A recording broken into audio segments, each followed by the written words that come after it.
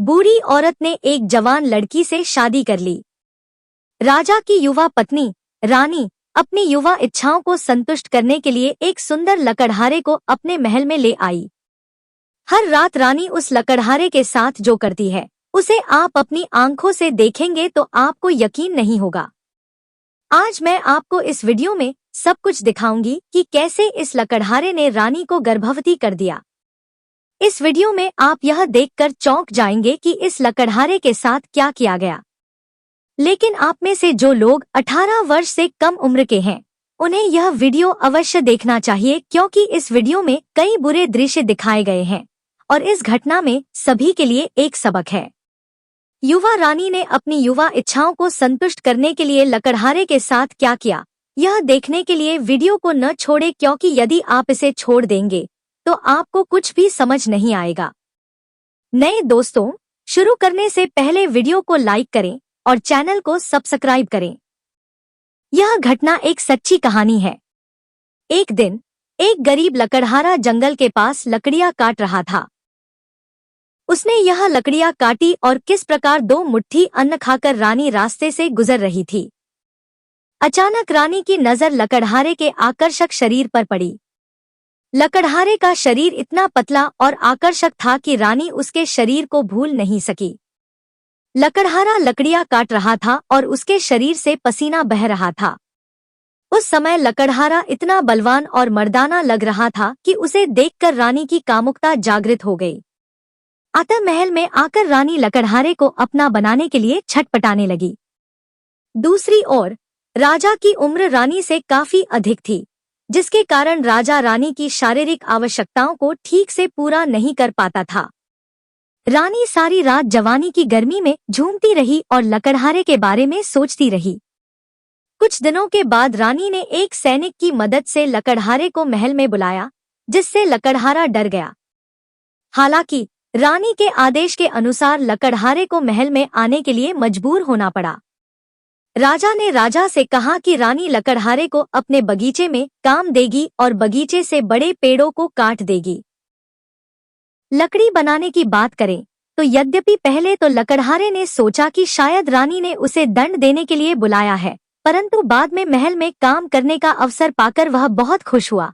परंतु वह कल्पना भी नहीं कर सकता था कि उसे यह अवसर क्यों दिया गया है और वास्तव में उसके साथ क्या होने वाला है। उसे समझने में अधिक समय नहीं लगा, क्योंकि 2 दिन बाद ही रानी ने लकड़हारे को अपने कक्ष में बुलाया और उससे कुछ महत्वपूर्ण बात की। लकड़हारा वहां आया। यह पहली बार था जब वह महल में प्रवेश कर रहा था, और जब वह रानी के कमरे में पहुंचा तो वह पूरी तरह से चौंक गया। उसने देखा कि रानी अर्धनग्न बैठी हुई है।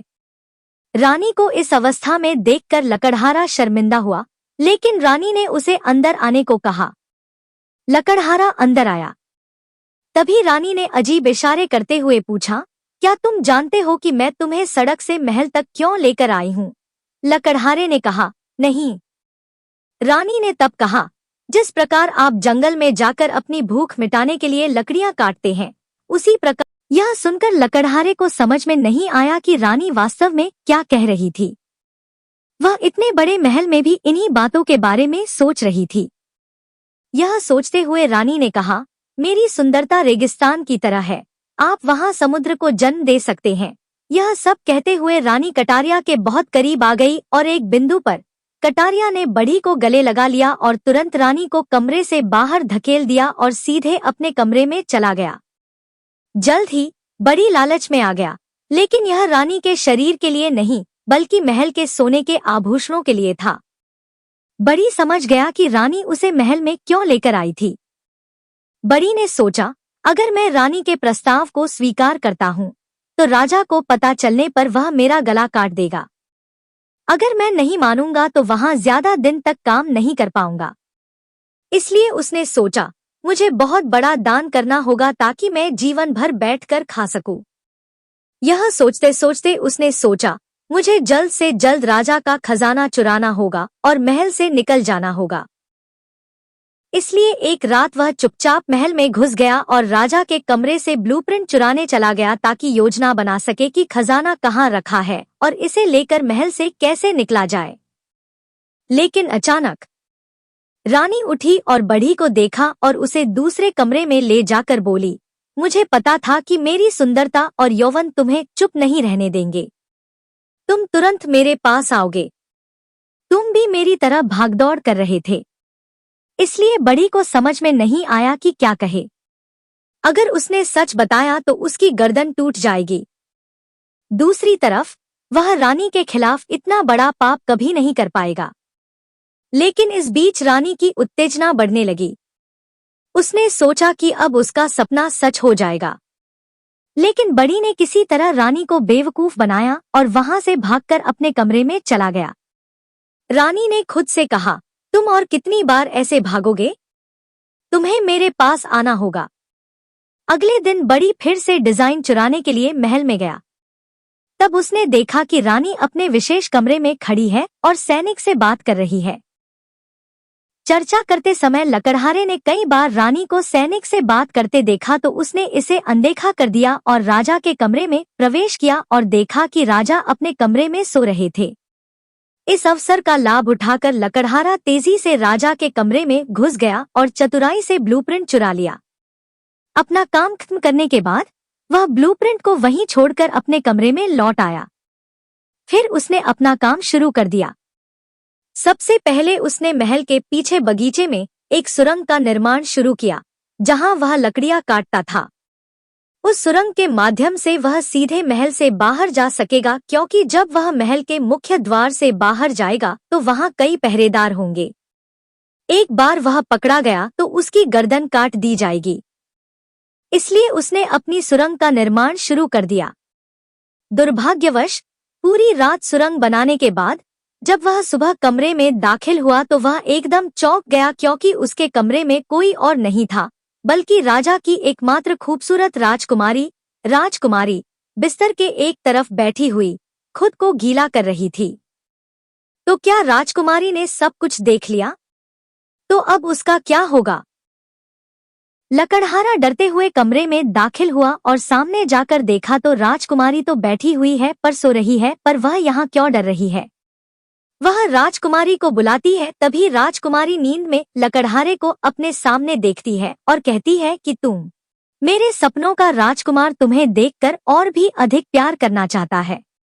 तब लकड़हारा पूछता है, तुम क्या कह रहे हो? राजकुमारी जाग जाती है और पूछती है, तुम यहाँ क्या कर रहे हो? लकड़हारा बोला, मेरा भी यही सवाल है। तुम मेरे कमरे में क्या कर रहे हो? राजकुमारी कहती है, मैं वास्तव में आपसे बात करने आई थी। लकड़हारा बोला, तुम क्या बात कर रहे हो? राजकुमारी कहती है, दरअसल गुलाब के बगीचे के सामने दो बड़े पेड़ हैं, जिनकी वजह से गुलाब के बगीचे की खूबसूरती ढक रही है, ठीक वैसे ही जैसे मेरी खूबसूरती इस भारी पोशाक के पीछे ढक रही है, जिसे कोई नहीं देख सकता।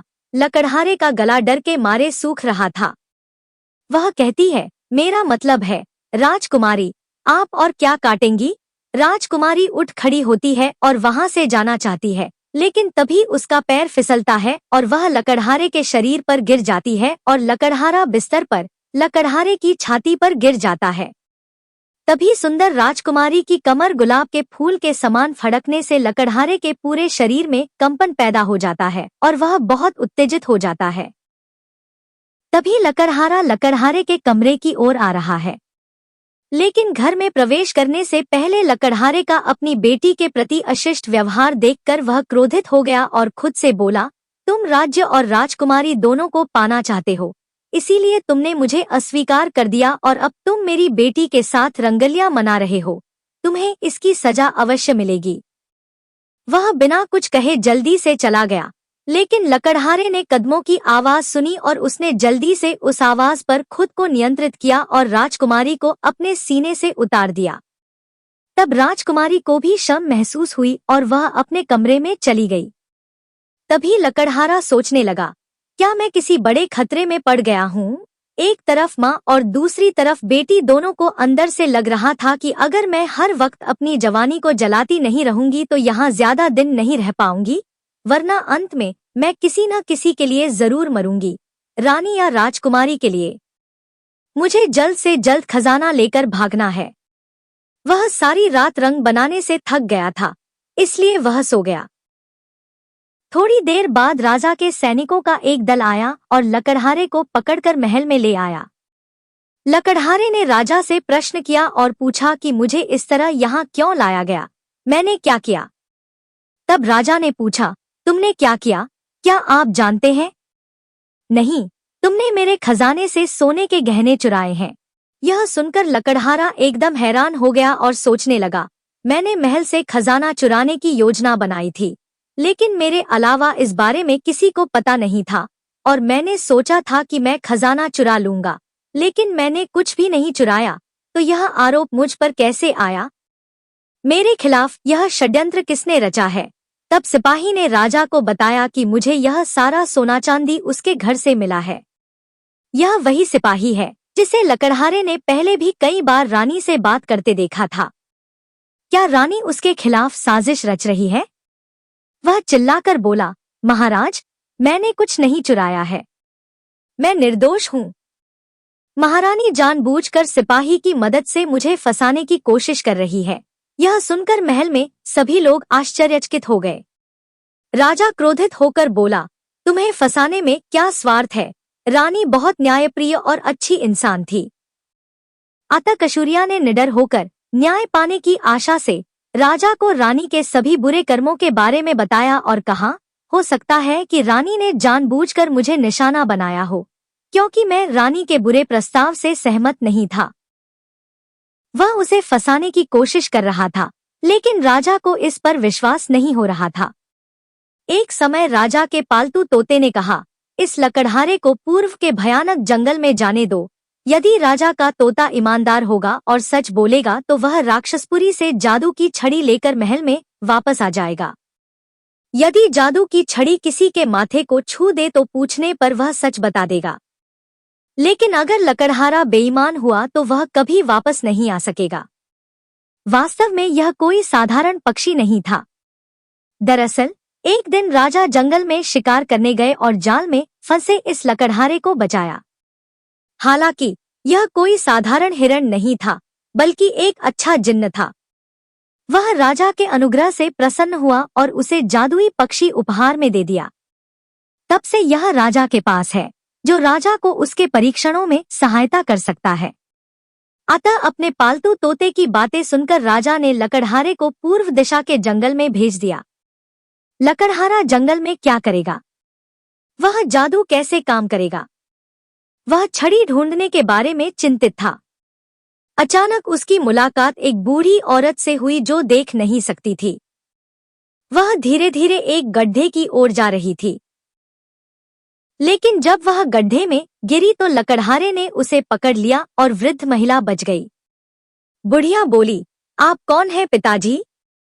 यदि आपने मेरी जान बचाई है तो इस जंगल में मेरे अलावा और कोई नहीं है। आप कहाँ से आए हैं? आपने मेरी जान बचाई है, बताइए मैं आपकी क्या मदद कर सकती हूँ? लकड़हारे ने उसे सारी बात बता दी। उसकी कहानी सुनकर बुढ़िया बोली, वह तो बहुत कठिन काम है। मेरे पास वह जादू की छड़ी नहीं है। इस जादू की छड़ी को पाने के लिए तुम्हें राक्षस के अड्डे पर जाना होगा। वह जगह बहुत डरावनी है। जैसे ही तुम्हें किसी इंसान की गंध आएगी, राक्षस तुम्हें खा जाएगा।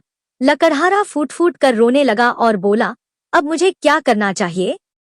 मुझे किसी भी तरह जादू की छड़ी ढूंढनी है। बूढ़ी औरत ने कहा, मेरे पास एक सफेद पंख है जिसके साथ तुम राक्षस की मांद में जा सकते हो। मेरे पास एक विशेष मरहम भी है जो तुम्हारे शरीर से मानव गंध को रोक देगा। बाकी काम तुम्हें करना होगा। फिर उस विशेष तेल को लेकर लकड़हारा सफेद पंखों की सहायता से राक्षसपुरी पहुंचा। वहां वह एक पेड़ के नीचे छिप गया। अचानक एक राक्षस ने उसे देखा और एक सुंदर स्त्री का रूप धारण करके उसके पास आया। लकड़हारे के सुंदर शरीर ने उसे मोहित कर लिया, लेकिन वह यह नहीं समझ पाया कि वह एक मानव है, क्योंकि उसके शरीर पर कोई मानवीय गंध नहीं थी।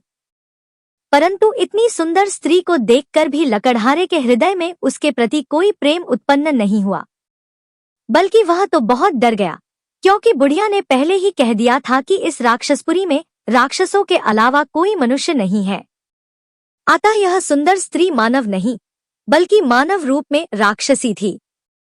फिर भी वह डर गया और राक्षस से बात की। उन्होंने एक दूसरे से खूब बातें की।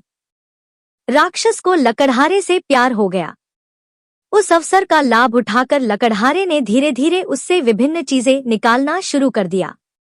एक समय उसे पता चला कि जादू की छड़ी उसके पास है। लकड़हारे ने राक्षसी को अपने प्रेमजाल में फंसा लिया और उसकी गुफा में जाकर जादू की छड़ी चुराने का प्रयास किया, लेकिन बार बार प्रयास करने के बावजूद वह ऐसा नहीं कर सका। इस बीच राक्षसी ने लकड़हारे को अपने वश में कर लिया। राक्षस लकड़हारे के बहुत करीब आ जाता है और वह सब कुछ करना चाहता है जो रानी करना चाहती है। दूसरी ओर राक्षस के प्रभाव में आकर वह राक्षस के साथ युवावस्था के प्रेमालाप में मग्न हो जाता है। लेकिन अचानक सूर्य अस्त होने लगता है, इसलिए राक्षस की इच्छा पूरी नहीं हो पाती। वह चिल्लाती है और सो जाती है और धीरे धीरे राक्षस का जादू का असर खत्म होने लगा। तभी लकड़हारे को याद आया कि मैं यहाँ जादू की छड़ी लेने आया था, मुझे इसे लेकर अभी भागना होगा। राक्षस सो रहा है, यही मौका है। फिर उसने चतुराई से जादू की छड़ी ली और तेजी से वहां से भाग निकला।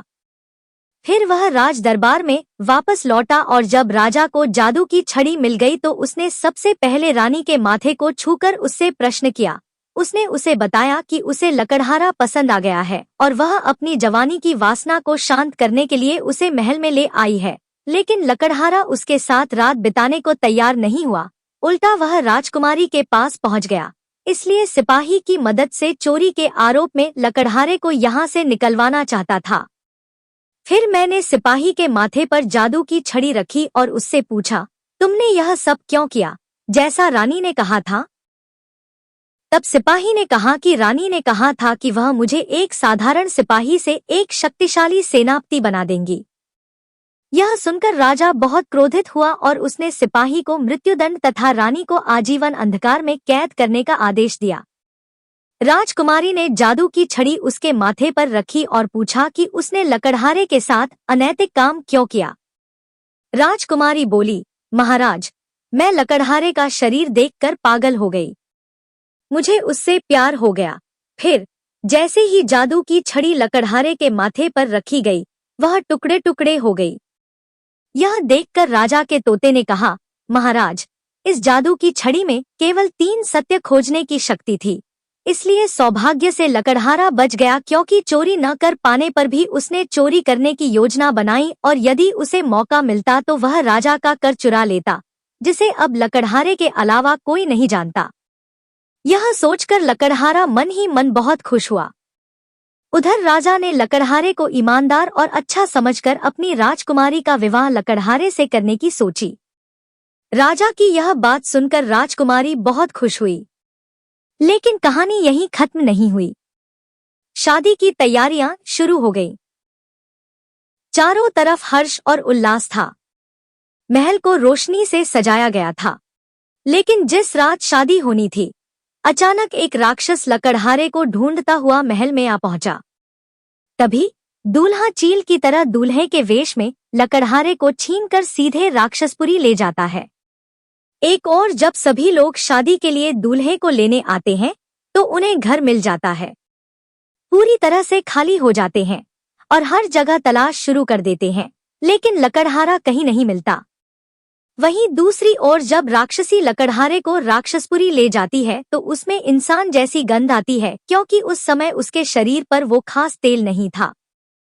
इसलिए वो उसे राक्षसपुरी ले जाती है और उसे बहुत बुरी तरह से खा जाती है। इस तरह से वो राज्य और राजकुमारी को एक साथ पाने की बजाय एक भयानक मौत मरता है। लकड़हारे के दोस्तों, इस घटना से हमें ये सीख मिलती है कि असल में इंसान के लालच का अंजाम कितना बड़ा होता है। इसका एक भयानक उदाहरण लकड़हारा है, जहां रानी को उसकी युवावस्था के लिए, सैनिक को सत्ता के लालच के लिए और लकड़हारे को धन के लालच के लिए दंडित किया गया। इसीलिए कहा जाता है कि पाप पिता को भी कभी नहीं छोड़ता। प्रिय दर्शकों, अगर आप ऐसी और घटनाएं देखना चाहते हैं तो कमेंट में लिखें।